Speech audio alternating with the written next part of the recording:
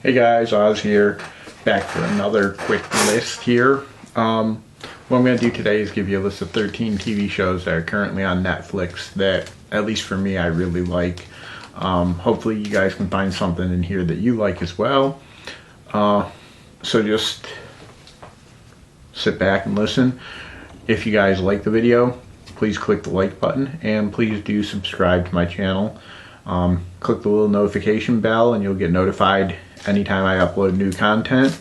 I am trying to build this channel, so please share me on your social media and wherever else you can to help me build it. Alright guys, so let's start with number one. Alright, now I'm big into the Marvel universe. I have been for a long time. So on my list obviously is the Marvel universe TV shows that Netflix put out. Now I liked all of them, so these are in no particular order. Obviously Daredevil was the first one. Really good show. Followed the character pretty well.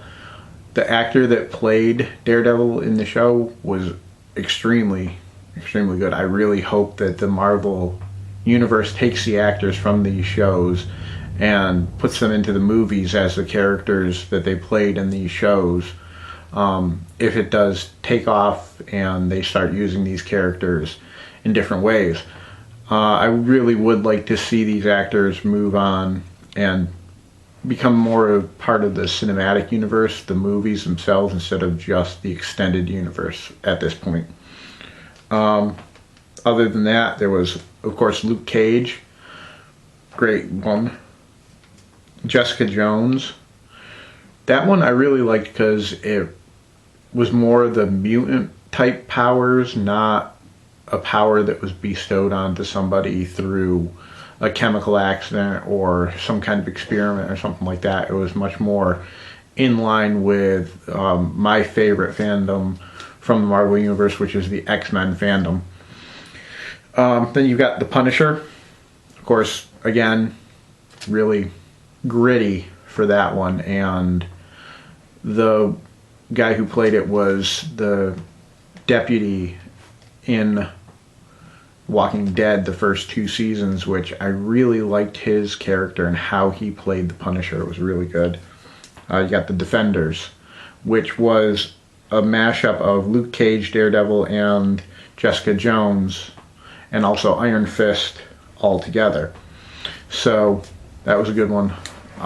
That was more of a mini-series. You didn't necessarily need to see all of the shows to get what was going on in the Defenders, but it did help because it basically brought, at that point, the entire universe together of the TV shows. I love the show Disjointed. I don't know how many of you guys have gotten to watch it or if you guys like it, but it is hilarious. Kathy Bates is in there, and she plays a stoner lady who runs a dispensary in California. It's just really good comedy. A lot of stoner comedy, a lot of insider stuff that before I started smoking I didn't get as much. I got some of it, but now that I've gotten into the culture a little bit more, I do get some of the jokes even more. Again, really good show. Breaking Bad. For someone who kind of watched Malcolm in the Middle at the point where I was a young adult, I wasn't a child by any means. I didn't watch it growing up, but I did watch it at a point where I was still fairly in a younger capacity. To see Hal go from being that oblivious husband to Walter White was just wow. That was just an amazing transformation, and to watch the road that he takes and the drama that goes on in there, it's awesome. And if you're gonna watch Breaking Bad afterward, you have to watch El Camino, which is the continuation of Aaron Paul's part of that story. Really worth the watch. Take your time to check it out, guys. Obviously, The Walking Dead. I mean, I've been watching it since it began. I love the concept of the zombie apocalypse movie, TV show, stuff like that. The thing about this one that makes it different is they never use the word zombies. And even though it's taking place in a zombie apocalypse, a lot of the action that goes on, a lot of the things that happen from other people. It happens from people's interactions, not their interaction with the zombies per se, but their interactions and how people cope with the loss of the world. So really good, hits a lot of different areas. Z Nation. Now Z Nation came around after The Walking Dead had been around for a while. It's another zombie one, but this one's more comedic.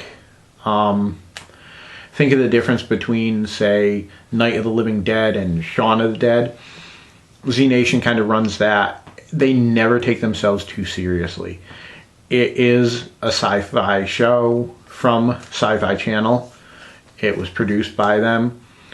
But they really take it to a comedic place. They really make the zombies kind of funny in their own way. Yeah, it's got the horror elements to it, but it's got a really good comedy background. I really liked it.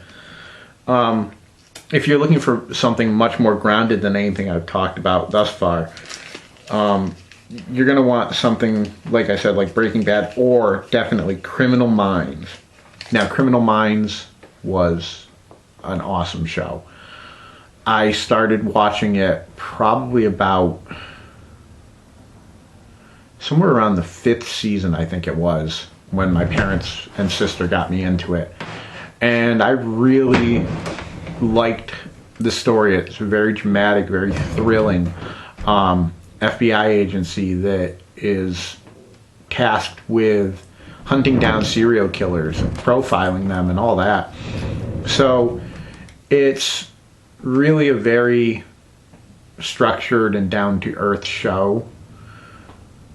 In fact, they do talk about some previous serial killers who were real-life serial killers in the show. The other thing I really liked about it was when I got into it, I was able to go back and catch up and get to everything I hadn't seen and then watch through everything. For the most part, throughout the entire run of the series, the cast stayed the same. That's one thing that I really like. It was more toward the end that they started falling apart.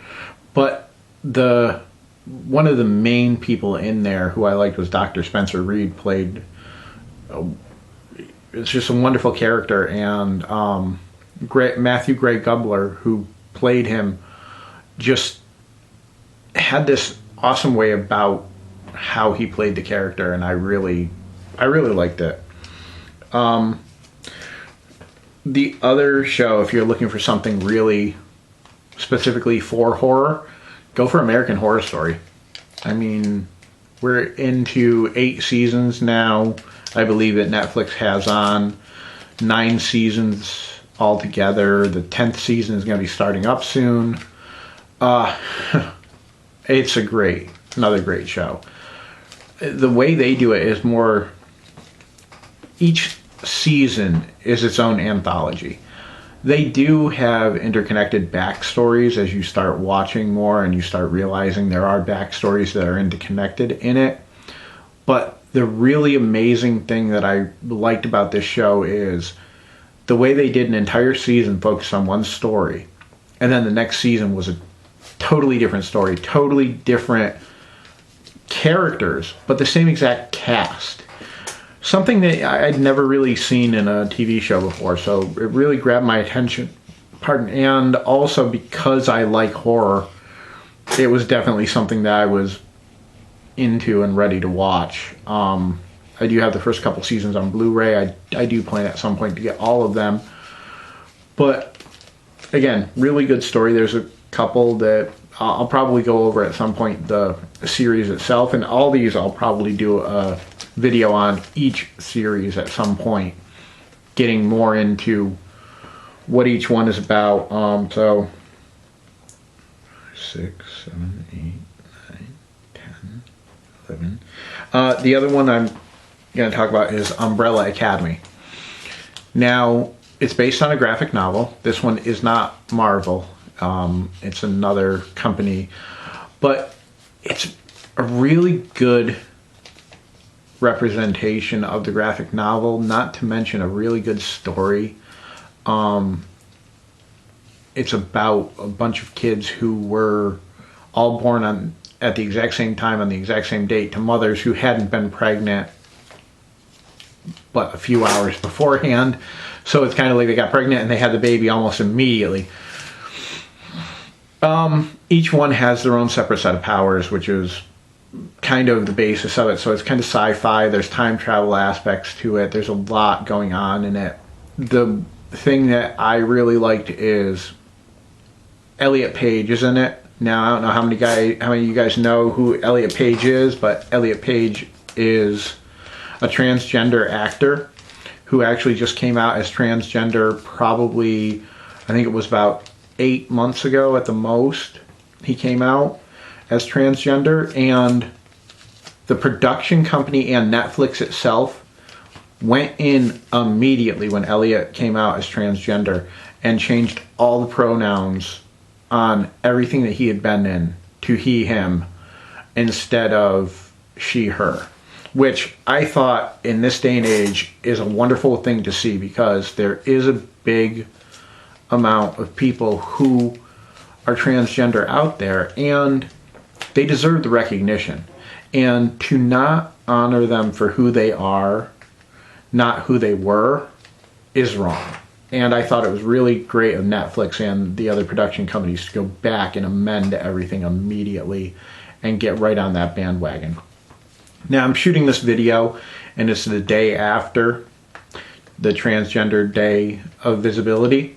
So I know that it might seem like I'm pandering, but I'm not. It is a series that I like anyways, and I just think that with that being on my mind right now, it was something I needed to talk about. So guys, again, if you like my content, please subscribe. There's going to be more videos like this. I am going to be breaking down each one of these shows. I'm going to be doing, I've got my list here of comedy movies, action movies, horror, sci-fi, anime shows that I like, all on Netflix right now. I'm going to be making lists of what's coming to Netflix, what's going off of Netflix over the next month. I'm going to be working on lists of Hulu, Prime, HBO Max, any of the streaming services that I personally use. I'm going to be working on what's on there right now, what I like, what I think you guys might like. So guys, if that's the kind of content you're looking for, please like and subscribe to my channel. Share me on your social media. Put me out there for everybody to see. My lists are probably going to be the top 13. 13 is a lucky number for me, so I think that's a good number to stick with. Anyway, guys, thanks for listening. Have a great day. I was out.